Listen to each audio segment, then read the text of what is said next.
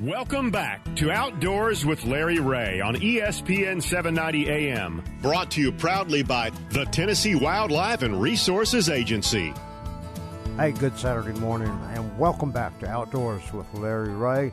Ron Wong here, along with Mark Copley this morning with our annual Bassmaster Classic preview show. And golly, Mark, one of the things I've noticed right off is all these guys that we've talked to, Tyler, Greg, Brock Mosley, they're kind of all in the same ballpark in terms of the total weight that's going to win this tournament.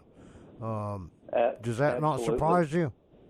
No, it doesn't, because, it's like I said earlier, these guys are good, and these guys take it serious, and they study and do the things that they can do, within the rules, and one of those is looking up past performance. As long as it's available to everybody out there, these guys can look it up, and to go back and study, because it helps them get in a mind frame of this is what I've got to do each day and how I go about getting that. That's exactly right, and I got to tell you, our next guest coming up here, he is a recent graduate of Bethel University. He was on the bass team there, coached by the one and only Gary Mason, and he's done very, very well for himself. I think this is his second in a row Bassmaster Classic, and he qualified by winning one of the BASS Opens this past year. Our guest, Tristen McCormick. Good morning, Tristen. Good morning, gentlemen. And I guess you're getting ready to try to figure out what these bass are going to do on the Tennessee River. And it being the Tennessee River, of course, it's kind of the headwaters of the Tennessee River. How does that set up for you, buddy? Growing up on the Tennessee River, on Kentucky Lake, I'm going into this tournament as, if I'm fishing my home lake, which is, Tennessee River. And in my opinion, they all fish in similar ways. But this go around, springtime leading up to spawn, these fish are going to be a little bit everywhere.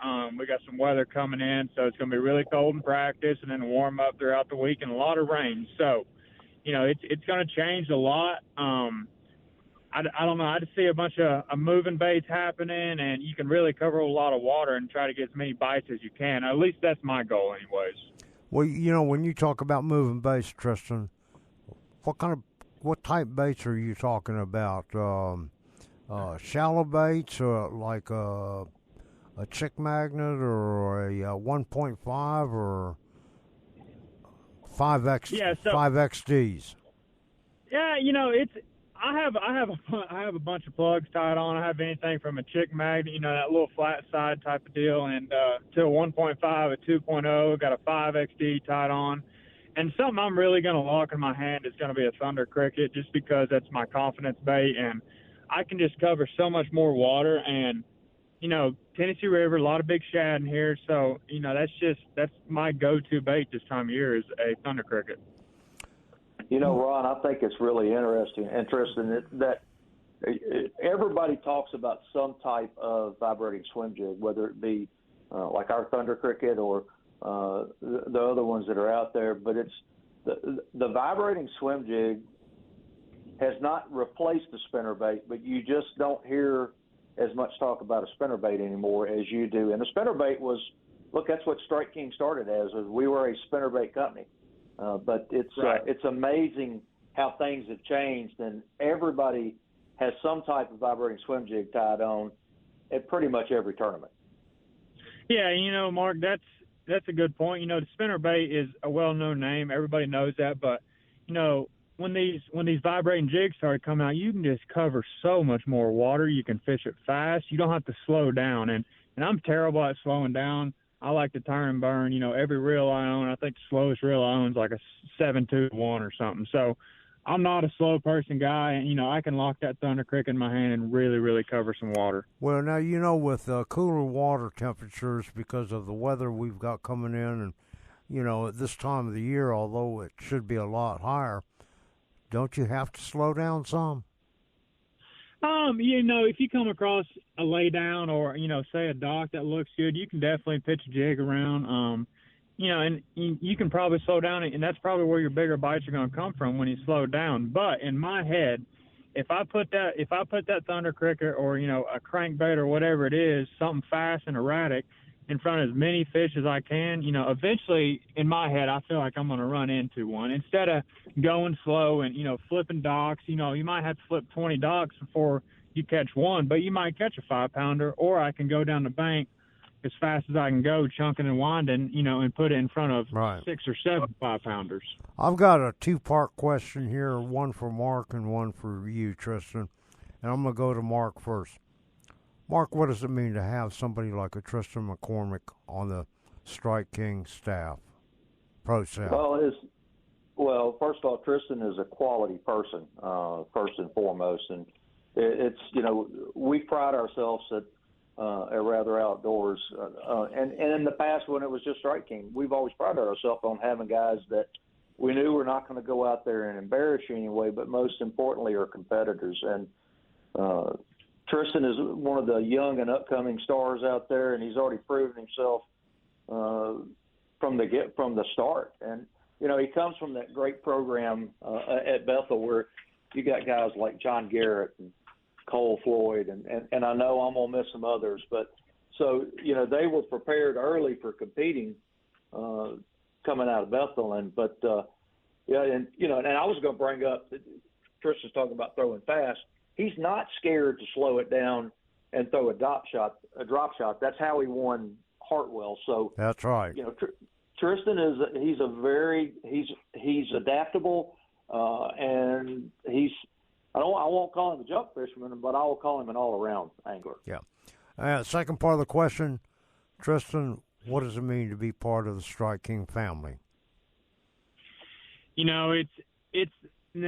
said it just perfect right there, Ron. A family. When you get to work with people like Mark, and the list goes on and on and on. Tom, Mike Coons, you have fun, and it is a family. We all love each other, and for me, that means more than anything when I get to work with these guys and enjoy what I love to do, which is bass fish, but then represent Strike King and lose because I trust their products. I trust the baits. I trust the rods and reels. And in my opinion, if anybody's out there listening, you see the dollar signs on sponsors, this and that, it's not worth it. It's not worth the dollar if you don't trust the product, if you don't trust, the company, the brand. Mm-hmm. So, that's my one tip. You got to have faith in what you're throwing, whether that's rods or reels or the bait. So it's just all around. And I'm just so lucky to be working with Strike King and lose, it's truly a dream come true. Hey, Tristen, what's it going to take to win the Classic? Total weight. Oh, $1 million question, Ron. I say so. This is how I'm going to predict it. I'm going to say you're going to see a guy catch, a big bag, a 20-pound bag, and then he's going to back it up the second day with 11, 12 pounds. So I'm thinking anywhere from that 45-pound mark to 48 pounds. 15, 16, 17 a day. Could 17 at the max. Realistically, probably 15 and a half a day. So around 46 pounds, 47 pounds. Mark, what do you think? I was going to say, Tristen, so if someone said, I'll give you 16 pounds a day, would you take it and call it a winner? I would absolutely take it. But I agree, absolutely. And you see that all the time in tournaments where someone will come in with a big bag, and this is not a lake like Rayburn or where those big fish just pile up and they're everywhere. So it's very easy. You could get on a spot and then it changes. So I think if you can average that 16 to 17 pounds a day, you're going to be in the hunt to win this thing. Mark, isn't it amazing that all of our anglers we've talked to so far are all in the same range? All spot on, all right in the same range, absolutely. That's absolutely amazing. Tristen, what based on what the weather does, how do you go about practice? This time of year, there's so much going on. There's a lot of fish moving around, and it's always going to depend on the water temperature, and that's going to judge a lot of it. What stage you're in, if they're towards the mouth of the creeks or farther back in. But with the weather we have coming, you really in other words, you just got to gamble. You got to go with it. You got to roll with your gut. Because I'm here to tell you right now, these 3 days of practice probably are not going to mean much. The one day we're going to get is the day before the tournament, and that's really where your marbles are going to fall, and that's where you're going to have to judge your call, for the first morning of the tournament. So, that being said, these 3 days coming up, starting tomorrow, we're just going to cover a lot of water, and we can get in these areas and get a couple bites in practice, and then we'll go expand on it that day before the tournament, and then even leading up into the tournament. To win this tournament, there's so much going on. You've got to find new water every day. You've got to find fish that are biting. Like I said, these fish are swimming around. Somebody could pull in a pocket and catch 20 pounds and go back there the next day and not take a bite.